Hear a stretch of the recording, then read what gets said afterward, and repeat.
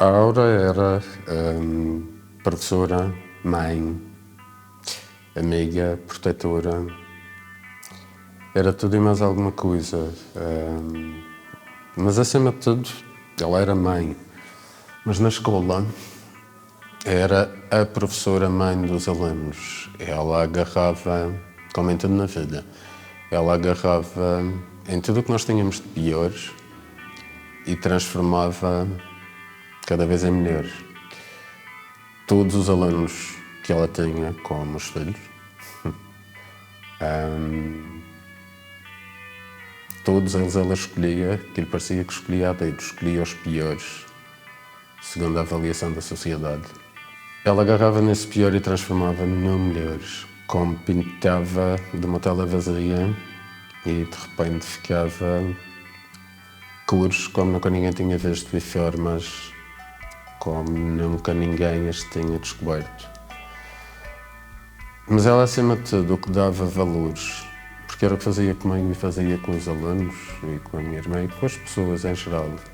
Ela fazia-nos ultrapassar as maiores dificuldades que nós tínhamos para conseguirmos sempre ser o melhor do que nós pudéssemos ser. Mas o que ela dava mais interesse era o percurso. Porque era o percurso que interessava. Era com ele que nós aprendíamos.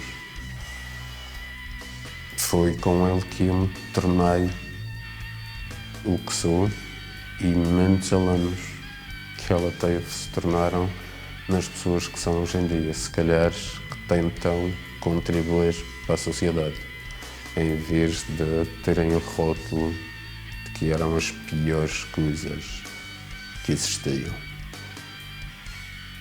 Ela transformava-nos no melhor que nós podíamos ser. Em casa, na escola, na rua, ela esculpia com a matéria-prima que lhe chegava às mãos, do bruto, ela polia e fazia o diamante. Isto é um concurso de pizzas. Life missions serve as a fundamental element that fill up our existence with purpose and value. A instituição foi criada porque quando eu estava a estudar e a minha mãe estava a dar aulas,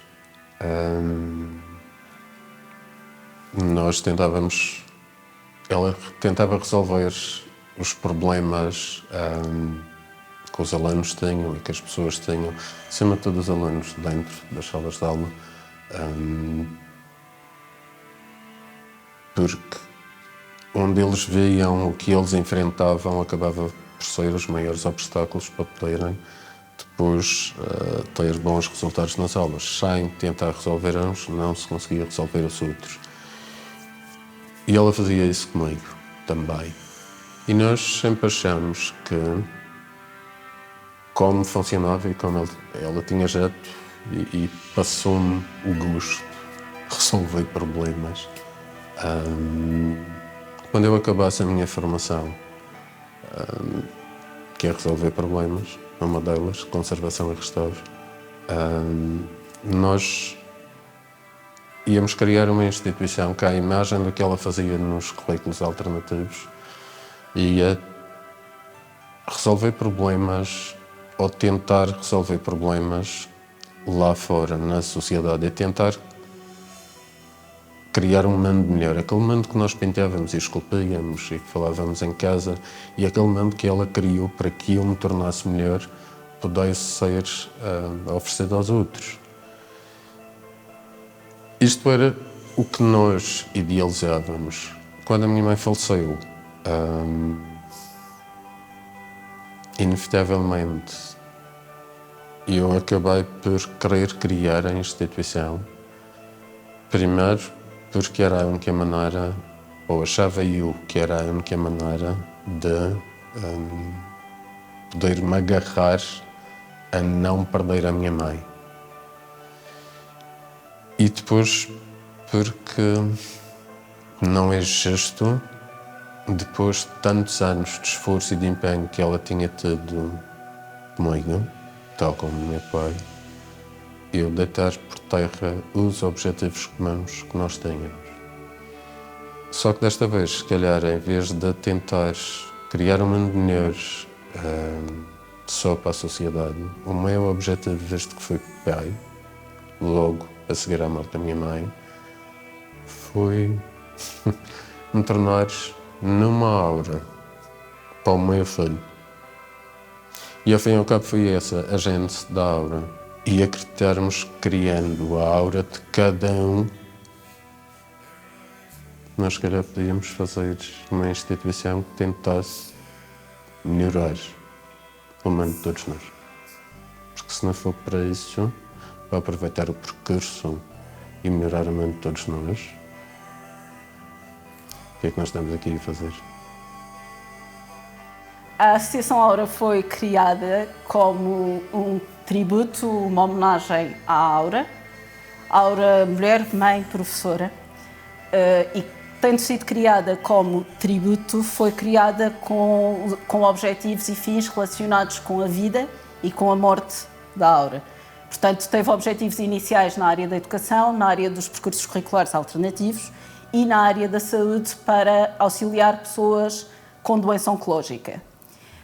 Muito rapidamente se percebeu que para aquilo que se pretendia fazer isso era insuficiente ou não era suficientemente alargado, porque havia vontade de intervir em mais áreas do que aquelas que constavam do objeto inicial. Por esse motivo, alargou-se muito rapidamente o objeto para abranger áreas em que agora, aliás, porque se calhar agora a Aura é mais conhecida do que por aqueles que foram os seus objetivos iniciais, como a área da cultura, da música, do desporto, em que há um grande número de voluntários e de pessoas integradas na Aura a prestarem trabalho, a surgirem e a serem conhecidas. A missão atual da associação tem muito a ver com entreajuda, espírito de família, equipa e, sobretudo, deixar um legado para a próxima geração. Esta questão do legado é fundamental e foi-me transmitida na minha família, na família onde eu nasci, desde cedo, e isso também passou para a Associação Aura. Eu não fiz parte desde o início, eu não conhecia a professora Aura, mas parece que conheci, por causa do legado que ela deixou. Todas as pessoas que atualmente vivem e que falavam com ela contam todas as histórias.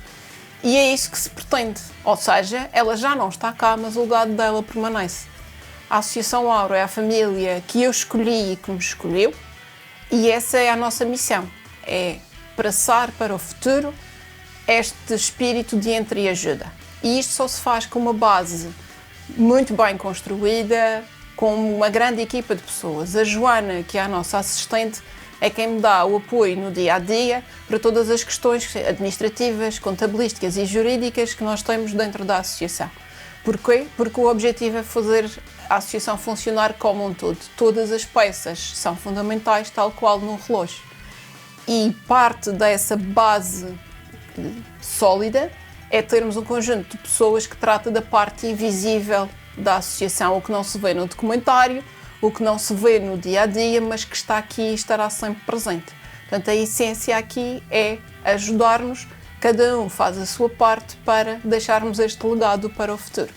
Pursuing and accomplishing these missions not only give us our life significance, but also provides a deep sense of purpose, joy, and fulfillment.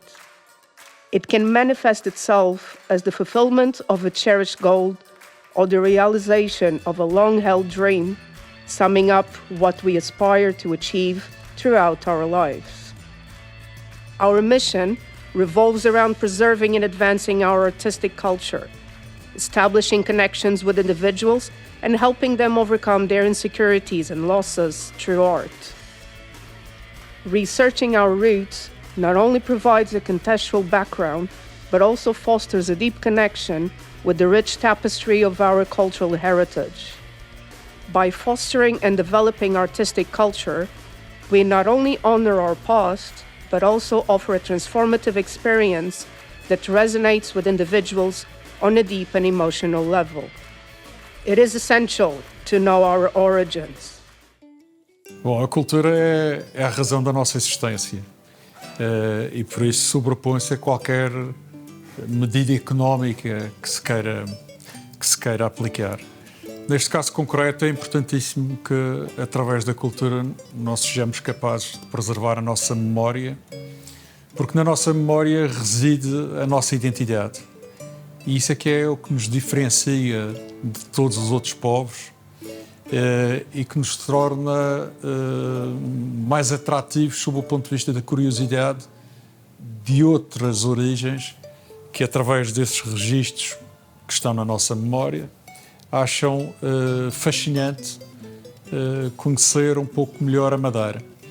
Por isso, todo o trabalho que se faz à volta da cultura, no que diz respeito à investigação, no que se diz respeito à recolha, à preservação, à divulgação de práticas, de hábitos, de costumes, de tradições, todo esse trabalho tem uma riqueza extraordinária.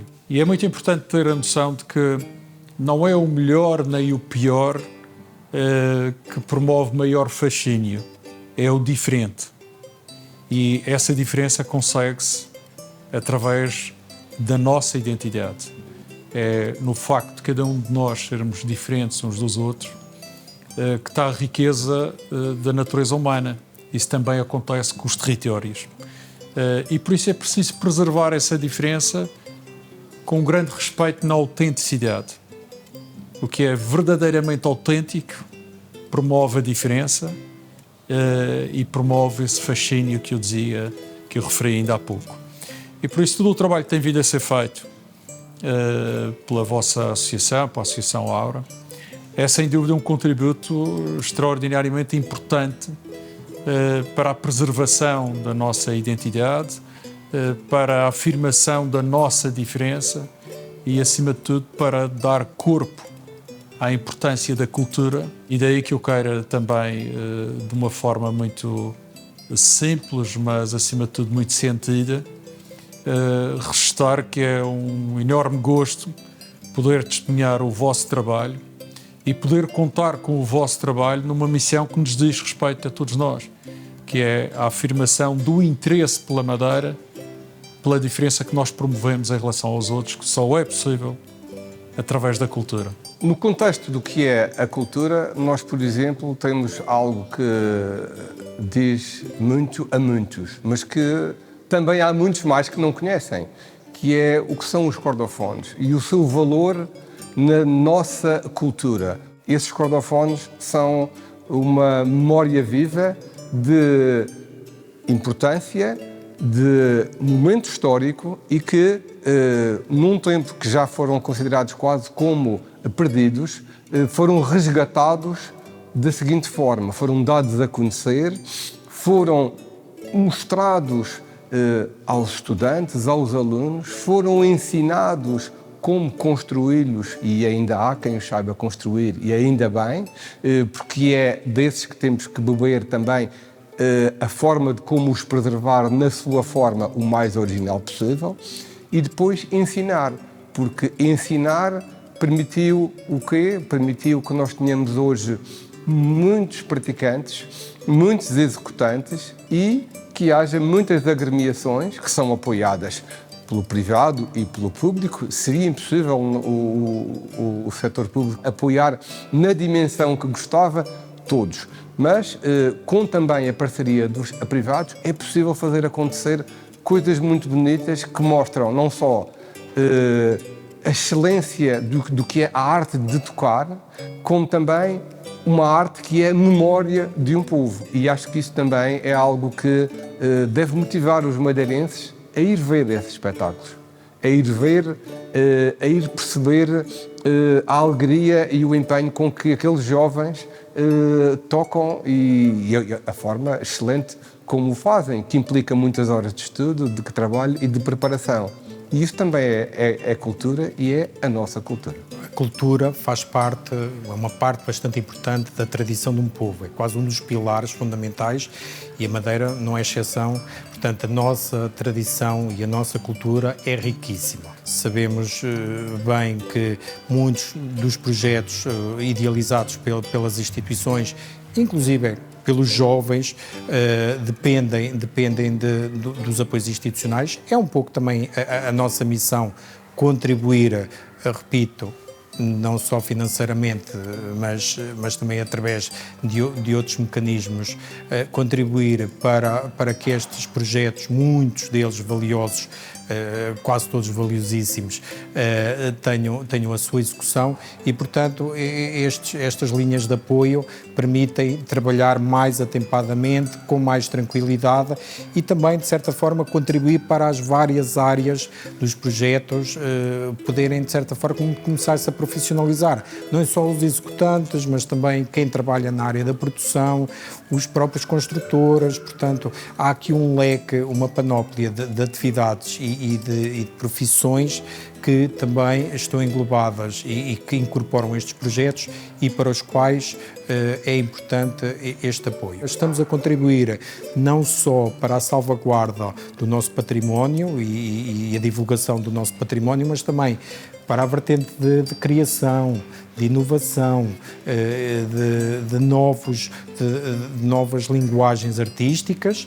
E o caso dos cordofones, estamos a falar dos cordofones, é um excelente caso como os cordofones madeirenses têm conseguido fazer este percurso desde o tradicional, a salvaguarda do tradicional, mas hoje em dia, e graças ao trabalho de muitos e agradecendo desde já a esta nova geração de intérpretes que têm conseguido desenvolver este trabalho de inovação sem perder a essência da nossa tradição. If we don't know our past, we will never be able to understand the future. Our past defines who we are and gives us a sense of identity and belonging. Em primeiro lugar, viver e crescer no Funchal é viver e crescer perto do paraíso. Uma cidade que tem os seus desafios, mas que tem um património cultural, vivencial, histórico e humano que poucas cidades, mesmo muito desenvolvidas, têm. E dou esta nota, para já em termos históricos, consta que a partir do Funchal é que saíram as missões dos nossos descobrimentos e com toda a logística e coragem foi através do Funchal.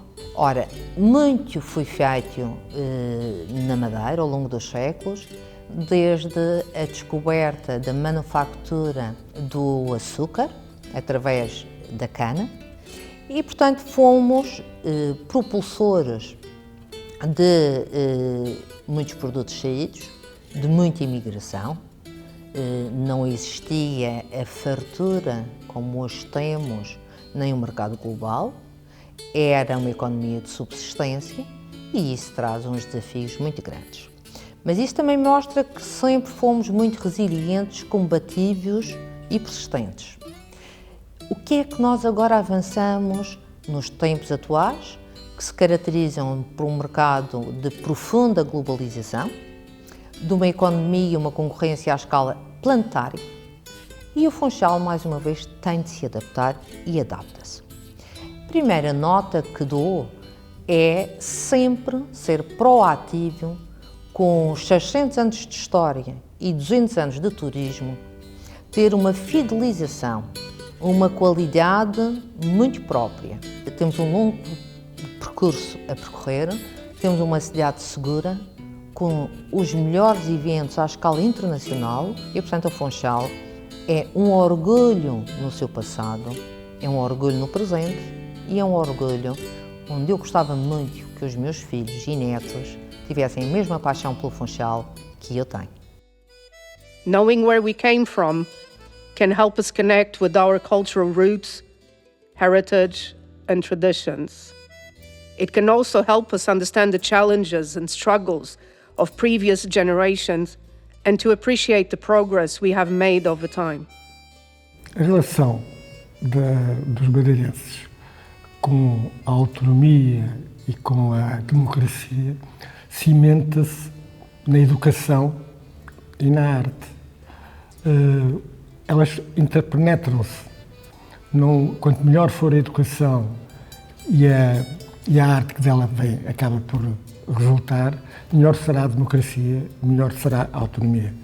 Nós precisamos de gente informada, de gente com capacidade crítica, de gente que também é generosa e considera a bondade uma qualidade, poderem reforçar o tecido social da Madeira e do Porto Santo e poder criar uma sociedade mais fraterna, mais igualitária, mais justa. Traditional cordophones, such as the Braguinha, Rajão, and Viola de Arame, are an important part of our culture, identity, and roots. They are a symbol of Madeiran music. Desde o início, um dos pontos fulcrais, um dos objetivos do Xarabanda foi a prática e o ensino dos cordofones tradicionais madeirenses. Por isso, pensar cordofones na nossa região, na Madeira, no Porto Santo, é pensar aquilo que é os instrumentos e a música que nos identifica. A importância dos cordofones na nossa cultura e na nossa música, eu acho que ela é muito, mas mesmo, muito grande. É isso que nos faz ser madeirenses e portugueses, que é ter algo autóctone que nos identifica e que nos dizem aquele cavaquinho é do norte de Portugal. Olha a guitarra portuguesa, toda a gente sabe que é Portugal. Olha a Viola de Arame, o Rajão, o Braguinha são da Madeira. E aquilo que tem sido feito nestes últimos anos, nomeadamente de gravar, editar e difundir, colocar na internet, colocar em... Hoje em dia já quase nem se grava um CD, grava-se uma pena ou mete-se na internet e cria-se um QR Code onde as pessoas podem o ver, registarmos a biografia daqueles que são os atuais tocadores de cordofones e sabendo de alguns também que já tocaram, também metê-la nesse registro, nessa catalogação, digamos assim, dos tocadores e dos instrumentos, também dos construtores. Portanto, tudo isso que tem sido feito e todas as equipas que se têm juntado a este trabalho, nomeadamente a parte do registro áudio, a parte do registro audiovisual, como estamos aqui a assistir, e a parte das pessoas que estão por fora, amantes destas causas, com associações e que se chegam à frente e que querem deixar um registro. Portanto, tudo isso não é só a performance, não é só o ensino, não são só as edições de livros e de cadernos de repertório, mas é também tudo isto que tem sido feito, que nos faz, eventualmente, chegar ali à beira-mar e continuar. It is believed to have its origins at the beginning of the 19th century and were played by farmers and fishermen in their leisure time.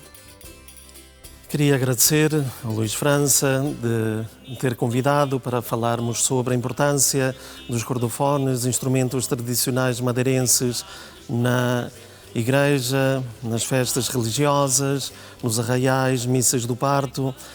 É importante e tem a sua importância porque eles estiveram sempre presentes na vida do povo madeirense e também na participação na igreja. Claro que na liturgia diretamente o instrumento rei para o acompanhamento do canto sacro é o órgão, o harmónio, mas os instrumentos tradicionais, o braguinha, viola de arame, o rajão, também entravam, mas propriamente nas romagens, na noite de Natal, em que os colegas padres de então, muitas décadas, convidavam os músicos para participarem nestas romagens.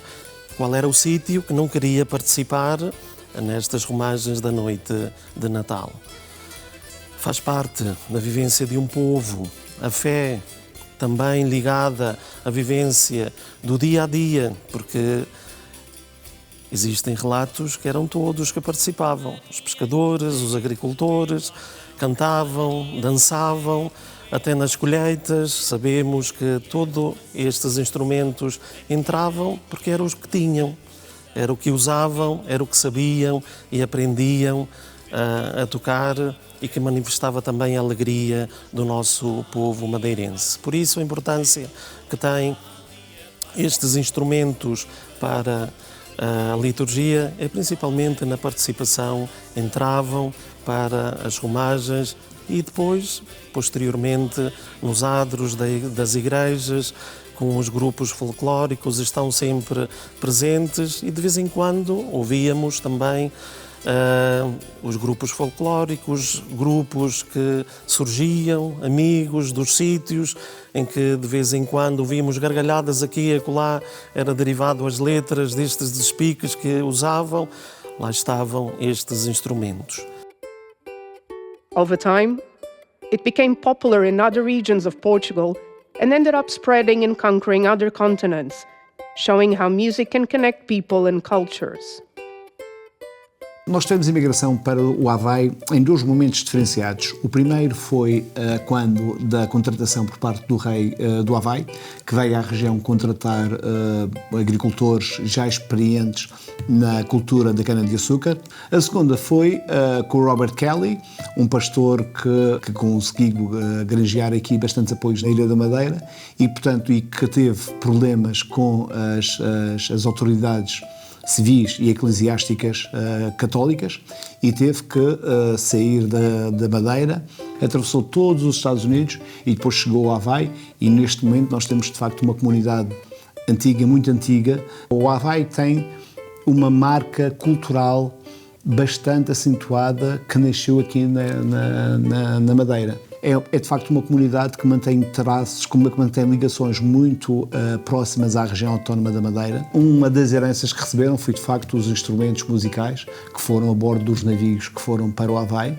Eu acho que o que garante as nossas comunidades além de fronteiras, o que garante que nós tenhamos e que tenhamos orgulhosamente mais de cerca de 1 milhão de pessoas fora da Madeira a celebrar a madeirensidade, o que garante de facto a perpetuação destas comunidades é a nossa cultura e muito concretamente também a nossa música.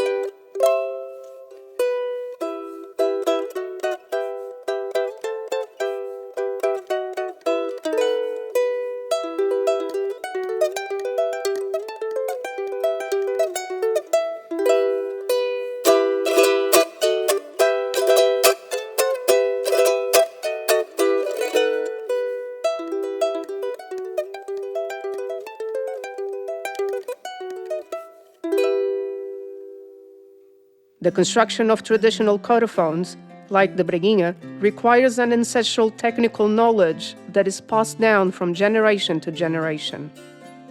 The craftsmen who built these instruments have perfected their trade over many years, learning from their elders and perfecting their techniques through trial and error. O artesanato da Madeira remonta a períodos em que, pelo facto de vir tudo de fora, o madeirense ter tido a necessidade de criar as suas peças, quer utensílios, quer depois também utensílios e peças de lazer. E obviamente que o artesanato é a força da identidade de um povo. Nós não podemos dissociar um povo sem a sua história, sem a sua memória. E essa memória muitas vezes são as peças de artesanato que foram sendo criadas e que foram sendo exclusivas ou de uma zona ou sobretudo de um povo. Naturalmente que existem peças do nosso imaginário do artesanato que são fundamentais manter, e é fundamental também que haja, neste caso o Instituto tem essa responsabilidade de garantir que todas essas peças e todo esse espólio do artesanato seja mantido e garantido. É fundamental trazer novos executantes para estas atividades, para que elas possam se perpetuar no tempo e todas as gerações vindouras possam saber um pouco da história. E naturalmente que cabe ao Instituto do Vinho, do Bordado e do Artesanato da Madeira perpetuar exatamente essa memória ao longo dos anos. E para tal, desde 2018, 17, o Instituto criou não só o Estatuto do Artesão, que permite que esse artesão seja reconhecido relativamente aos demais artesãos, e nesse reconhecimento existe já um compromisso do próprio relativamente ao objeto, ou à arte que produz e desenvolve, garantindo que essa arte se perpetue, mas por outro lado, ele encontra neste espaço onde estamos o sítio para poder comercializar as suas peças também. Na Madeira, fruto de uma terra com uma forte componente turística, existem diversas lojas de souvenirs, mas lojas de artesanato tradicional, de artesanato reconhecido por uma instituição como o Instituto, só existe uma. Eu costumo dizer, na brincadeira, que esta loja é a meca do artesanato madeirense, porque não só neste espaço desenvolvemos atividades, nomeadamente workshops e oficinas de artesanato, como também temos a zona de loja, mas também temos uma zona expositiva, onde aí vamos mostrando, enfim, diversas atividades de artesãos e que os turistas e quem nos visita podem encontrar e podem saber mais sobre isso. E é por isso um testemunho bastante importante que é aqui criado e é aqui dinamizado e que se pretende que se mantenha. The required knowledge and skills are often passed on within families or between master and apprentice. This knowledge is often passed down through oral tradition, with the craftsman teaching the apprentice through observation and practice. In this way, the knowledge and techniques of traditional cordophone construction have been preserved over time, ensuring that future generations can continue to enjoy these beautiful and unique instruments. Passing on this technical knowledge is fundamental to preserving our cultural heritage and ensuring that traditional cordophones continue to be built and played by future generations. Nós entendemos que o ensino da música, como qualquer outra arte, é fundamental no desenvolvimento do ser humano. Por isso é que a música e o ensino das artes é um dos pilares do sistema educativo regional, precisamente com esse princípio, o de desenvolvermos um conjunto de competências artísticas, competências estéticas nos nossos alunos, nos nossos jovens, mas acima de tudo também proporcionando-lhes as condições para desenvolver os seus talentos. Em 1980, tinha eu apenas 25 anos, já era professor no conservatório e surgiu a ideia de levar a todas as crianças da Madeira e do Porto Santo a formação através da música, portanto, a educação musical. Eu descobri através de alunos meus daqui do conservatório que estavam ligados àquilo que é hoje o Charabanda, mas na altura se chamavam os algozes. Eles começaram a dizer-me que realmente os instrumentos tradicionais da Madeira praticamente estavam a desaparecer da Madeira, porque só as pessoas mais idosas nas zonas rurais ainda tocavam, mas com instrumentos sem grande qualidade acústica, ainda com aquelas cravelhas de madeira que eram muito difíceis de afinação e que estava a desaparecer e que aqueles instrumentos em breve iriam desaparecer do mapa. E eu lembrei-me, então porque é que nós não introduzimos estes instrumentos nas escolas? Mas aí havia um problema. Os professores que estavam a ensinar música nas escolas não sabiam tocar aqueles instrumentos. Mas não há nada que não se resolva. Então vamos dar formação a esses professores. E depois os outros que também não tocavam viola começaram a aprender. Abrimos em várias escolas o ensino dos cordofones tradicionais madeirenses. E tinha professores, vou dar o exemplo, por exemplo, do professor Virgílio Caldeira, que me acompanha desde essa altura, que no porta-bagagens do seu carro levava caixas com os instrumentos todos e corria toda a costa, desde o Porto da Cruz, a Machico, o Caniço e a Camacha, e ensinar para aquele lado. Depois o professor Lhuter ia ensinar para o lado da Ribeira Brava, levavam os instrumentos dentro dos carros e lá ensinava. Foi uma luta. Depois tivemos que comprar instrumentos, compramos instrumentos, equipamos as escolas com instrumentos. Depois os pais também começaram a adquirir, para aqueles alunos que já iam ficando mais avançados, também a comprar o seu próprio instrumento. E o projeto começou assim, até o dia de hoje. Em junho de 1987, já há muitos anos, o professor Carlos Gonçalves falou comigo. E a ideia era criar uma classe de instrumentos populares e tradicionais madeirenses, em que incluía o Braguinha e o Rajão. Aceitei para iniciar o ano letivo iniciava-se no dia 1 de outubro, mas não havia instrumentos, quer dizer, era preciso construir os instrumentos. E então foi feita uma encomenda ao mestre Carlos Jorge Pereira Rodrigues para, em menos de 2 meses, construir de forma manual, porque ele não tinha equipamentos, não tinha máquinas, de forma manual, braguinhas e rajões, num total de 25 instrumentos. As escolas envolvidas aqui no centro vinham ao Gabinete de Apoio à Expressão Musical e Dramática, que estava na Rua do Castanheiro, e depois eu com o meu carro fazia os arredores. São Gonçalo, Monte, São Martinho, Santa Amaro, São Roque, apoiando as escolas.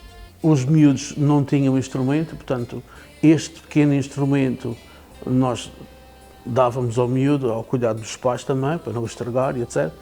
E fomos constituindo um pequeno grupo e apresentámos, fizemos uma primeira apresentação, creio que foi em maio de 88, no terceiro encontro de tunas madeirenses, predominantemente os bandolãs, no engenho do Porto da Cruz, e como tinha rajões e braguinhas, portanto, um som, uma tessitura muito alta, muito aguda, precisava de um instrumento base, um baixo.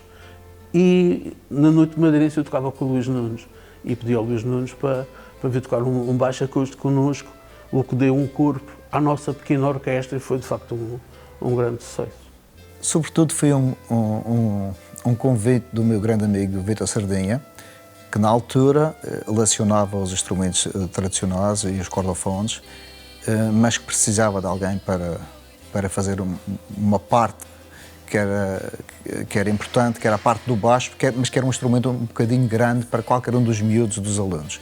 E eu então já tocava com o Vítor em alguns hotéis e ele pediu-me o apoio e foi com um grande prazer, com grande honra que eu acompanhei, principalmente o trabalho que ele fazia com aqueles miúdos e que funcionava muito bem.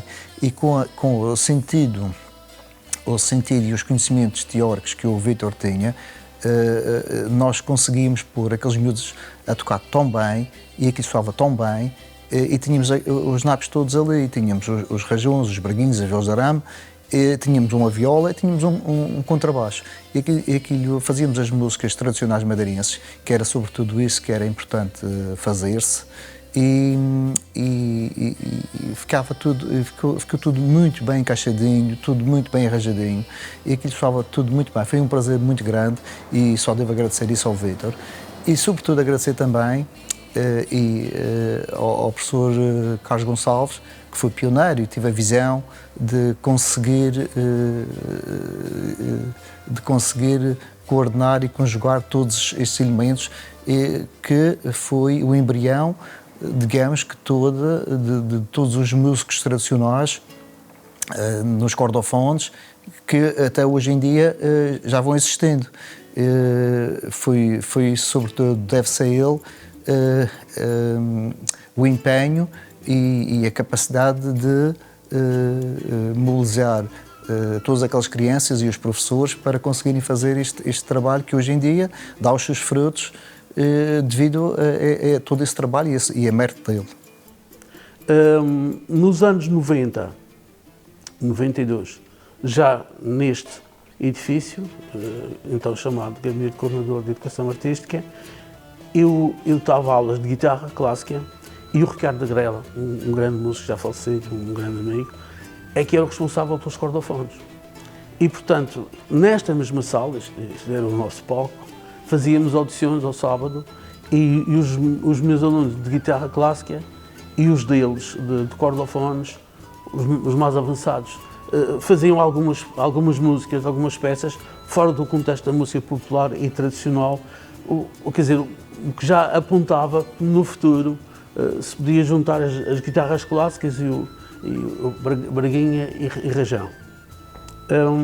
A outra passagem pelo Conservatório a este nível foi de facto o convite do maestro Rui Macena e da então diretora engenheira Inês Costa Neves para, em 2008, iniciar no Conservatório o curso dos instrumentos que eu abracei e tenho tocado e tenho gravado discos, o Rajão e a viola de arame. No Conservatório, de 2008 a 2013, a classe do Rajão e da viola de arame foi um marco importante na própria escola. Foi a primeira vez que a escola Conservatório, recebeu estes instrumentos ligados à tradição musical madeirense. E nós fizemos muitas audições, noutros contextos, trazendo temáticas ligadas à própria escola, música erudita, século XVII, XVIII, XIX, repertório do cancioneiro americano, já próximo do jazz, anos 20, 30 e 40. Nesse processo, contei sempre com os melhores alunos que eu tinha. Estou a lembrar do Guilherme Órfão, o Pedro Gonçalves, o Vítor Filipe, o Roberto Muniz, quer dizer, eram os melhores tocadores que lá estavam e puderam mostrar ao Conservatório, porque as audições eram abertas também às outras classes, quer dizer, tínhamos pessoas de violino, violoncelo, flauta, oboé, a assistir às nossas audições e curiosos, porque pensavam alguns deles que os nossos instrumentos faziam apenas música tradicional madeirense. E, portanto, a ideia que eu tive de base foi apresentar os instrumentos num contexto que era o contexto deles, da casa, da música erudita.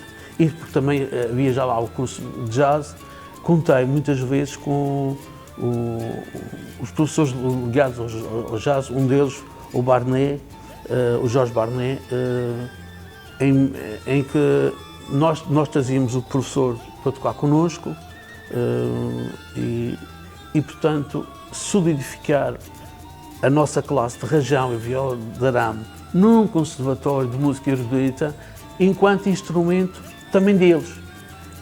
Portanto, isso foi uma maneira de integrar os nossos instrumentos naquele contexto. O meu ingresso aqui no Conservatório como docente vem na sequência de um trabalho que eu desenvolvi primeiro no antigo Gabinete Coordenador de Educação Artística, depois fui para trabalhar para as escolas, para o ensino genérico, e depois estive aqui a estudar, ao longo desse tempo também, enquanto estive no ensino genérico, estive aqui a estudar no Conservatório com o Vítor Sardinha. Quando vim eu para a reunião para me explicar qual era o projeto que tinham para mim, é claro que eu tinha que aceitar, porque isto foi um projeto quase desde que comecei a ser professor de cordofones e que via esta situação dos cordofones como eram tratados, e eu achava que havia ali um potencial de que podiam ser instrumentos ensinados aqui dentro desta casa. Desde 2013, desde que entrei aqui até a pandemia, foi uma luta constante, foi a construção do programa, que o aluno, quando saísse daqui, tinha que tocar Braguinha, Rajão e viola de arame. Porque até então, até eu entrar, só havia viola de arame e rajão. Peguei nos outros programas dos outros instrumentos, fui vendo o que era preciso, buscar o repertório que nós tínhamos, o tradicional, sem nunca dissociar o repertório tradicional. Quem diz o repertório diz também as técnicas do ensino do repertório tradicional. Então, fui olhar para isso, ver essas partes, basear-se também no repertório erudito que havia E como não tínhamos também assim muito repertório, principalmente para Região e Viola de Arame, tínhamos mais para Braguinha, Machete, mas para Região e Viola de Arame não tínhamos tanto, fui adaptando, fui tentando passar aquelas composições de alguns compositores madeirenses que tinham feito, não muito, mas tinham alguma coisa feita, foi pegar nesse repertório e adaptar. Atenção aqui dentro é sermos um instrumento digno, sermos valorizar o nosso instrumento a nível de práticas atuais e práticas futuras e sem nunca esquecer a parte histórica, sem nunca esquecer o passado. Portanto, acho que o caminho que foi encontrado que foi este, com o apoio da direção, com o apoio de uma pessoa que foi o Francisco Loreto, que na altura de vez em quando liderava a orquestra também, como ainda faz hoje em dia, e foi uma espécie de diretor pedagógico cá dentro. A orgânica na altura era outra, e o Francisco, sendo uma pessoa de cada madeira, sendo uma pessoa que lutou pela música erudita e que faz o trabalho que tem feito, um compositor e maestro bastante, e intérprete também, e professor, essas coisas todas na sua área, um excelente trabalho, quis sempre defender os cordofones. Lembro-me que ele apoiou o máximo e era um interlocutor entre aquele trabalho que eu fazia de construção dos programas e a direção, e sempre apoiar, ajudando. Portanto, isso foi uma pedra importante neste caminho. Quando chegamos ao fim da pandemia, que houve mais tempo, houve também umas orgânicas diferentes e com a autonomia das escolas, criou-se, encontrou-se uma portaria que dizia que a autonomia das escolas podia criar um curso ou algo que fosse plausível existir nessa região, nessa zona onde a escola estivesse inserida, e foi o caso aqui da Madeira. Como a Madeira tinha os cordofones e era plausível que isso acontecesse, o próprio Governo Regional, e através do Conservatório, criou-se uma portaria que abria esta opção de ter um curso de cordofones madeirenses, que depois também foi aceito pela ANCAP, que é a Associação Nacional de Qualificação para o Ensino Profissional, e quando se fez tudo de uma vez. In turn, the musicians who play these cordophones often learn from older musicians who have mastered these instruments and, in turn, pass on their knowledge to the next generation of musicians.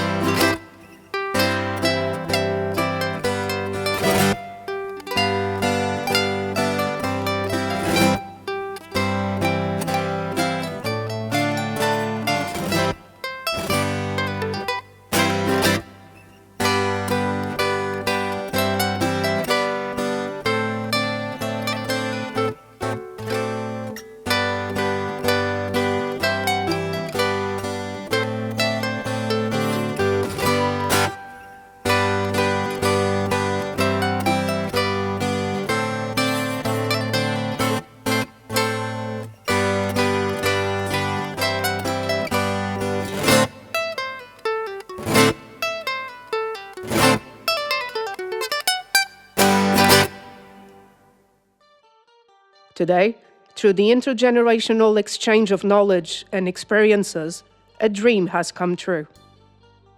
A necessidade de construir uma versão elétrica dos instrumentos tradicionais madeirenses surge quando comecei a tocar com os Imperium. Tocava com o braguinho acústico. Era super complicado tocar com uma bateria, com distorção, havia ruído a entrar, a fazer feedback. E então disse a necessidade de arranjar alguma solução prática para resolver esse problema. No fundo, eu não queria perder a identidade que me foi passada do ato de tocar braguinha e viola de arame, em vez de estar a aprender uma guitarra elétrica para poder fazer exatamente o que as guitarras fazem.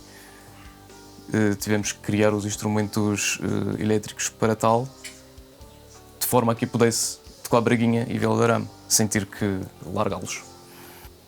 Ao desenvolver estes instrumentos, é possível utilizar as pedaleiras com eles, da mesma forma que é utilizado com as guitarras elétricas, sem perder a identidade da região.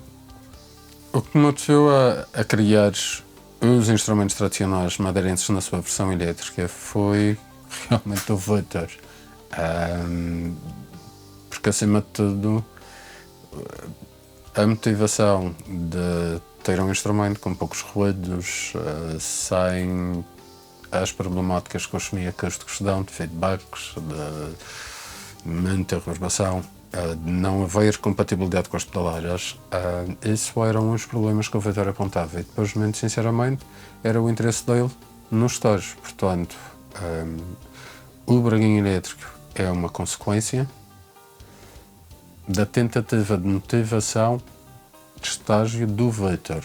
Na componente técnica, o que me motivou bastante foi fazer algo que nunca tinha sido feito com um instrumento tradicional. Criar uma versão elétrica compatível com pedaleiras, compatível com tudo o que se consegue à semelhança da guitarra, e depois passá-lo para todos os instrumentos tradicionais elétricos, visto que não havia.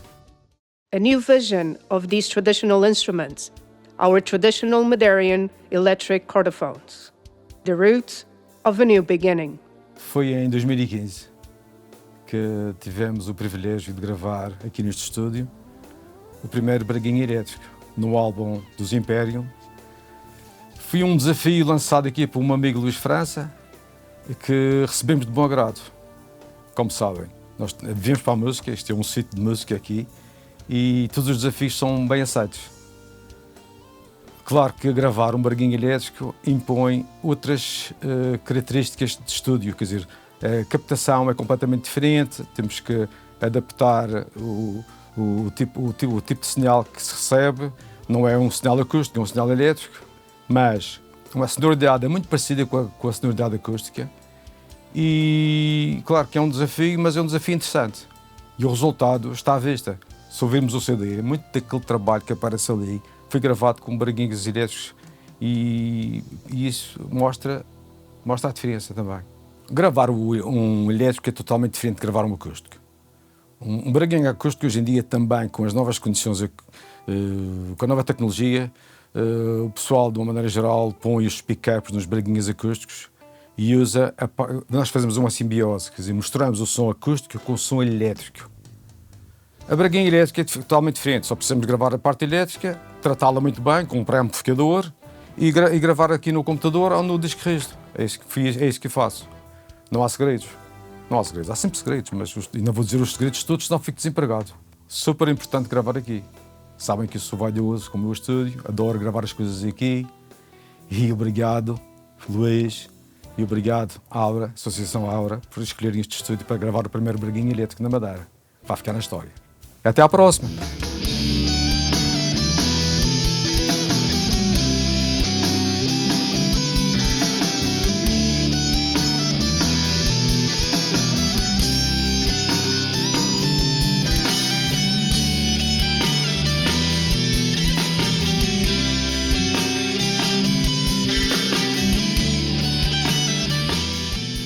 O primeiro momento em que eu ouvi a sonoridade do braguinha em cima do palco do Baltasar Dias foi realmente um momento mágico.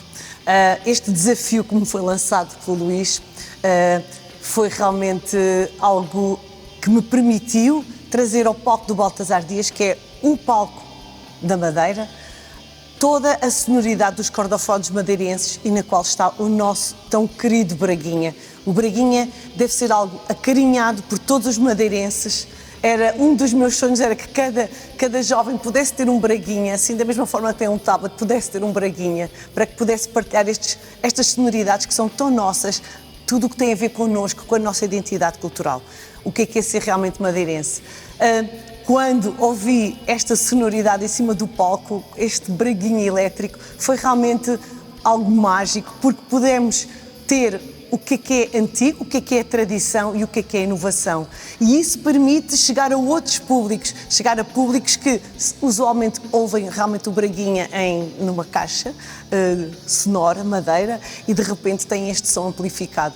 Acho que é todo um potencial de futuro e que eu acredito que cada vez mais a tradição e a inovação podem perfeitamente estar juntas e caminharmos para um futuro onde tudo o que é nosso, tudo o que é identitário da nossa cultura poderá cada vez mais ser divulgado e acarinhado.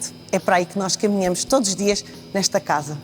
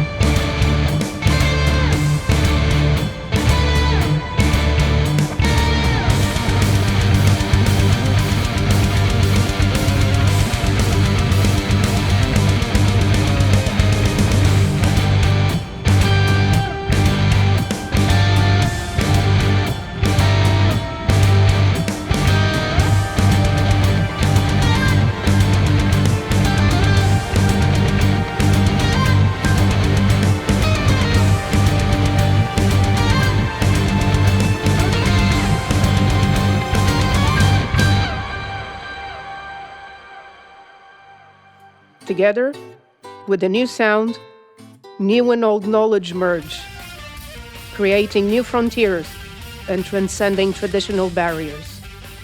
An endeavor to achieve innovation, a determined and focused drive to develop new ideas, investing resources in research and development, taking bold risks in the research for innovation.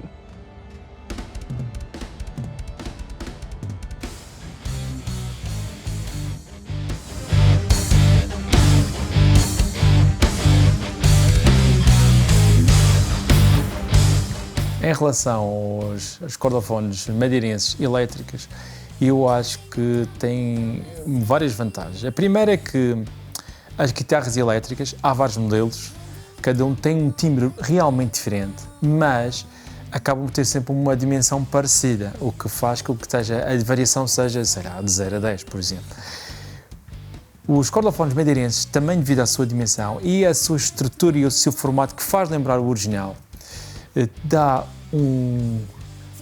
uma quantidade de timbres completamente diferentes já de origem, o que faz com que qualquer pós-produção que se faça a seguir, as distorções, etc., mesmo usando igual, o resultado seja totalmente diferente. As possibilidades são infinitas, porque há uma infinita combinação de sons, como por exemplo, pode-se fazer um delay, um reverb com delay, aqueles tem distorção com muito reverb, há umas distorções que abafam o ataque, ou até usando um pedal de volume, podemos fazer quase que se fosse um pad, que é ótimo para quê? Desde a música metal, como a Imperium faz, para a música rock, o pop também, e desde isso até, a meu ver, até música de ambiente, new age, música também de cinema e de videojogos, de bandas sonoras, dá para tudo, porque usamos isso tudo hoje em dia com guitarras elétricas, e isto são mais elementos que se juntam ao arsenal de possibilidades sonoras. No caso específico da Imperium, que era algo mais metal, o que a viola, principalmente, a meu ver, principalmente a viola de arame elétrica, combinou-se de forma espetacular com a guitarra, porque a guitarra elétrica tinha um som mais na região médio-grave, apesar de ter distorção, etc. E a viola de arame elétrica dava aquele som médio-agudo, ou seja, fazia com que as guitarras soassem muito mais amplas e com som mais cheio do que se fossem só duas guitarras elétricas. Acho que pode haver uma situação muito gira, que é pôr em double tracking, de um lado direito uma guitarra elétrica e do lado esquerdo a viola de arame, em vez de ser o comum, que é ser guitarra e viola de arame. Acho que dá um sabor fantástico, e que nós aproveitamos na Imperium para fazer isso. A call to action to unite us throughout a common goal.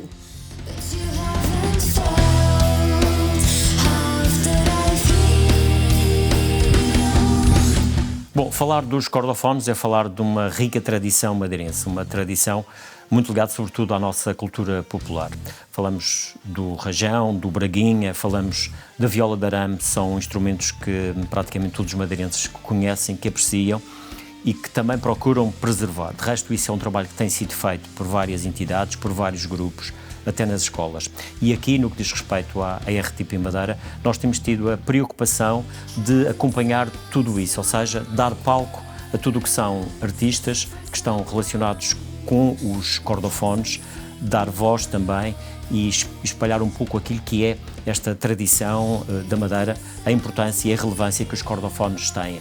Nós, na RTP Madeira, nos diversos programas, nos de entretenimento, por exemplo, onde temos trazido vários grupos que se dedicam quase e que trabalham exclusivamente com os cordofones, e também noutros programas aqui, nomeadamente na área da informação, temos também divulgado, por exemplo, aqueles que vão preservando, aqueles artistas e construtores, sobretudo destes instrumentos, que em certa forma, em algum momento quase que estiveram em vias de extinção, precisamente pela falta de construtores, e nós assistimos agora a isso, que há também alguns jovens que se dedicam à construção, e nós, RTP Madeira, temos procurado também dar palco a essa gente, mostrar o trabalho que está a ser feito, a importância de preservar os cordofones, esta rica tradição da Madeira.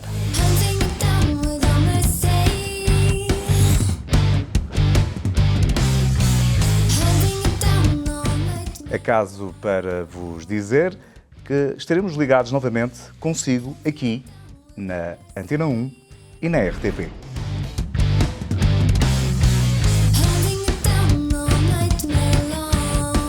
É de extrema importância a captação e o trabalho de sonoplastia e de gravação de todos os instrumentos, e principalmente a eterna procura que os técnicos têm em gravá-lo o mais fiel possível. Isto porque, sem dúvida, que nós vamos ter que passar isto para as gerações futuras, e é importante que se exemplifique e que se mostre o que realmente se fazia e com a qualidade que se fazia, e, essencialmente, mostrar a qualidade dos instrumentos e a qualidade do som.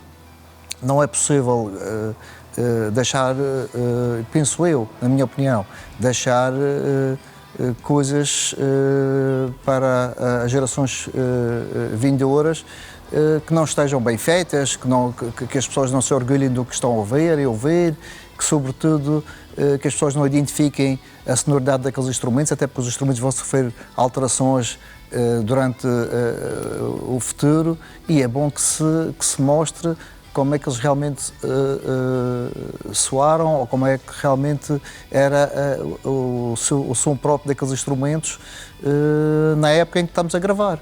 E isso é extremamente importante, a qualidade do som, para mostrar às pessoas o que é que se faz e o que é que se fazia e o que é que fica. A nossa primeira preocupação foi fazer um registro com o máximo de qualidade possível até à altura. Isto é, queríamos que este registro feito nos dias de hoje fosse algo que, sendo visto daqui a uns bons anos, dignificasse este momento, o momento que vivemos. Houve a preocupação de fazer um registro com inúmeras câmaras para que proporcionasse uma realização dinâmica, interessante, para não se transformar num momento aborrecido. Tivemos gravações com cerca de 10, 12 câmaras.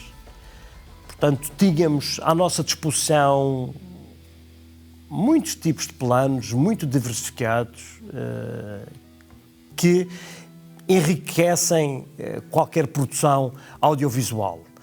A preocupação também de construir um cordofone com a parte de trás aberta, que serviria apenas para gravação, proporcionando uma visão completamente diferente do que aquilo que se vê habitualmente. Portanto, a câmara entrava dentro do cordofone e conseguíamos ver os dedos, as cordas a vibrar, e isso proporciona realmente uma imagem muito interessante, muito apelativa e que quebra um bocadinho alguma monotonia.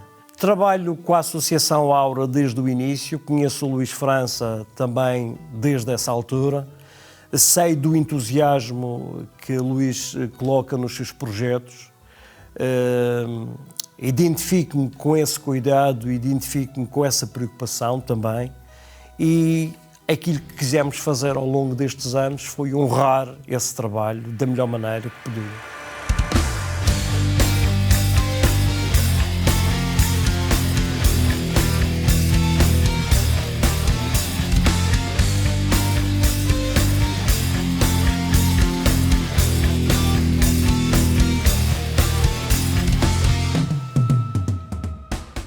This place represents so many others where the alchemy of learning is achieved. One starts with a raw, unrefined material, and with patience, dedication, and knowledge, it is molded, polished, and shaped until it reveals the brilliance of the diamond. In this way, the journey of each student, each apprentice, is built side by side with their master, growing, maturing, becoming not only more prepared and complete, but also more human, a better person. E quando o propósito é contribuir para um mundo melhor, o trabalho nunca termina. Ele atravessa gerações, multiplica-se em gestos e em exemplos. A minha mãe viveu intensamente essa missão, no olhar atento aos seus alunos, no amor à sua família, na amizade sincera até para com aqueles que mal conhecia. Hoje, a instituição que perpetua o seu nome prossegue esse legado, com o mesmo empenho, a mesma dedicação e o mesmo propósito. Essa é a nossa essência, o nosso lema: nunca cruzar os braços, nunca aceitar o fim de um ciclo. Este comentário, igualmente, não se encerra em si mesmo. Antes abre caminho à continuidade e permitirá preservar a nossa memória coletiva, as nossas origens, o percurso trilhado e o legado que desejamos transmitir às gerações vindouras, para que também elas possam criar mais e melhor. Cordophones evolve, and as always, they continue to travel. In culture as in life, the world improves every day, with every person. Aura is fulfilled. And as our mother used to say... E como nós, Aura, continuamos a afirmar com convicção: quanto onde nós cá estiver, a nossa essência prevalece.